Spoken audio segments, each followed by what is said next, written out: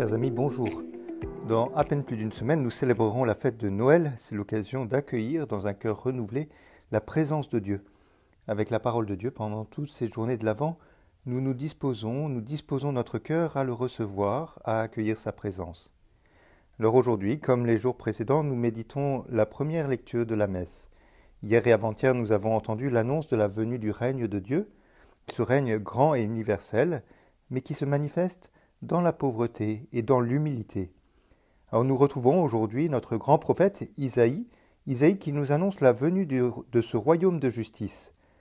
C'est Isaïe chapitre 45, alors les versets 6b à 8, le verset 18 et les versets 21 à 25.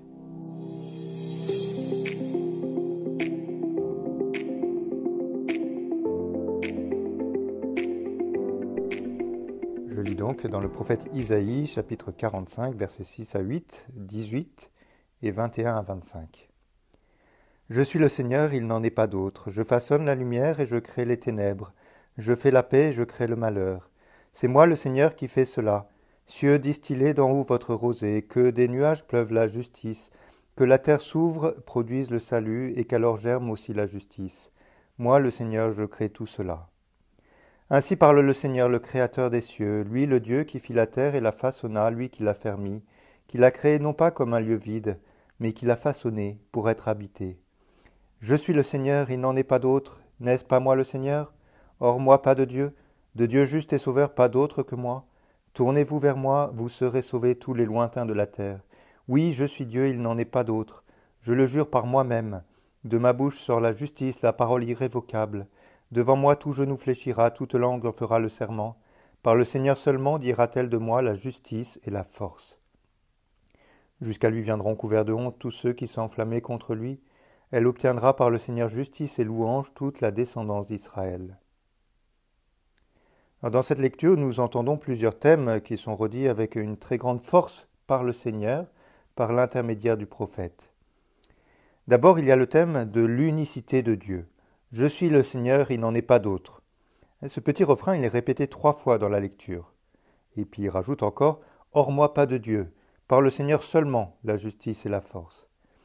Cette affirmation, ce n'est pas seulement un bel article de notre profession de foi, lorsque nous disons « Je crois en un seul Dieu ».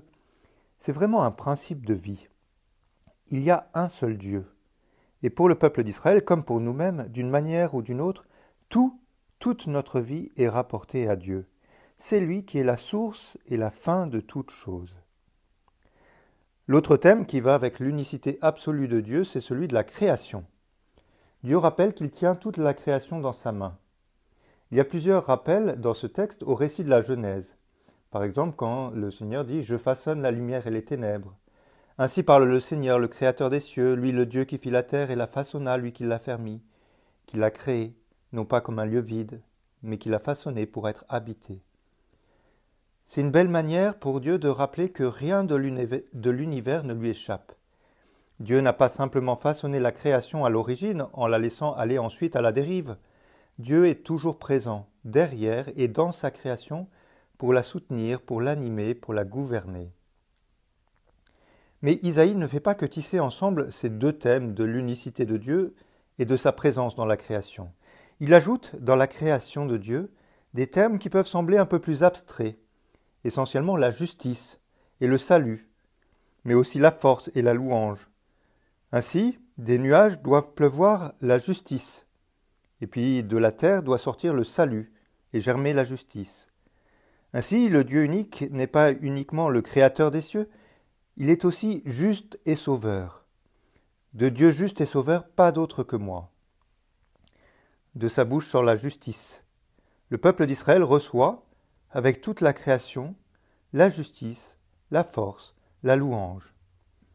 Dans la manière de parler d'Isaïe, ces éléments ne sont pas juste des abstractions, des belles idées. Elles font partie de la création. Elles sont des créatures au même titre que la pluie qui tombe du ciel ou les plantes qui poussent de la terre. Dans la création, il y a la justice, il y a le salut, qui sont confiés à l'homme, comme toutes les autres créatures du Jardin d'Éden.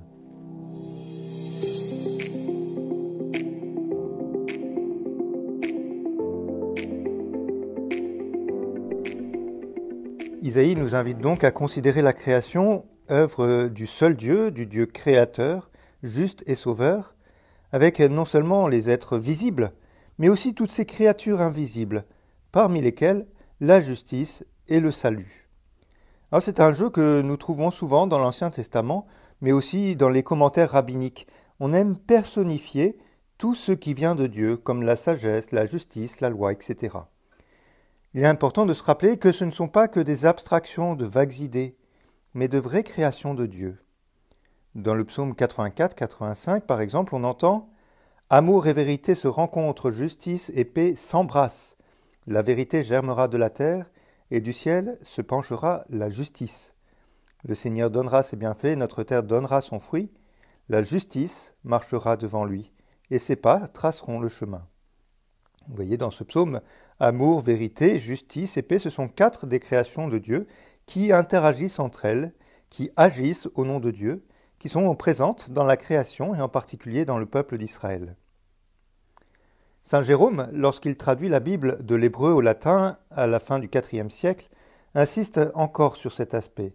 Il traduit en latin « Horat et celi de super, et nubes pluantius tum, aperiatur terra et germinet salvatorem » en français, « Cieux, d'en haut répandez la rosée, et que les nuages fassent pleuvoir le juste, que la terre s'ouvre et que germe le Sauveur. » Jérôme a carrément remplacé la justice et le salut par le juste et le Sauveur. Les créations de Dieu, que sont la justice et le salut, sont devenues une personne. Elles sont devenues le juste et le Sauveur. Et nous comprenons que Jérôme parle de Jésus lui-même, qui est le juste et le Sauveur. La traduction de saint Jérôme est peut-être un petit peu exagérée, mais son interprétation est profondément juste. Les créatures de Dieu, invisibles, que sont la justice et le salut, sont rendues visibles. Elles s'incarnent dans la personne de Jésus. Avec Jésus, la justice et le salut sont rendus visibles dans la création. Jésus, c'est le juste par excellence, c'est le Sauveur. Et de cette manière, la création est entièrement renouvelée, elle est entièrement restaurée. Dans l'Ancien Testament, Isaïe ou les psaumes prennent conscience de la présence de Dieu à travers sa justice, à travers son salut, ou à travers encore d'autres attributs qui sont bien présents dans la création de Dieu, même si c'est de manière invisible. Ces attributs de Dieu ont été rendus visibles dans la personne de Jésus, mais ils restent à déployer dans la création et dans le monde. Il s'agit, chaque jour, de prendre conscience de cette exigence de vivre avec la justice et le salut qui sont présents dans ce monde. Justice et salut sont présents dans ce monde, mais ils ne peuvent agir, ils ne peuvent se manifester, ils ne peuvent être efficaces que s'ils s'enracinent et germent dans la terre que nous sommes chacun de nous. Ce sont des graines que Dieu sème en nous et qui ne pourront pousser que si nous créons les conditions pour qu'elles s'enracinent en nous et portent du fruit à travers nous. Isaïe m'invite aujourd'hui à vivre avec le juste et le Sauveur, Jésus, ou avec la justice et le salut, ces attributs de Dieu qui sont bien présents dans la création. Alors aujourd'hui, je peux choisir de poser un acte de justice ou un acte de salut. Un acte de justice, c'est voir près de moi une situation d'injustice et y remédier avec les moyens que j'ai à ma disposition. Un acte de salut, c'est repérer une personne dans une situation de détresse et y apporter le secours qui est en mon pouvoir. Belle journée avec Dieu.